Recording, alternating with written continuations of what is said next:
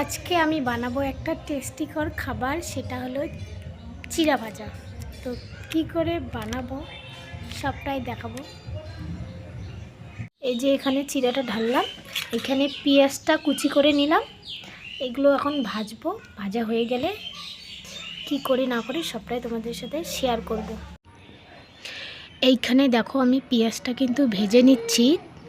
এই যে ভাজাভাজি হয়ে গেল, এখন আমি চিড়াটা ভেজে নেব।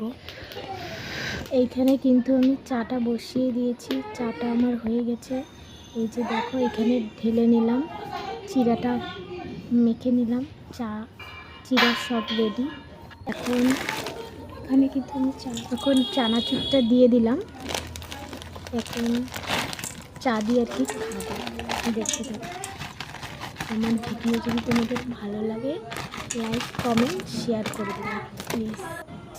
দেখো চিড়াটা মাখছি আর কি।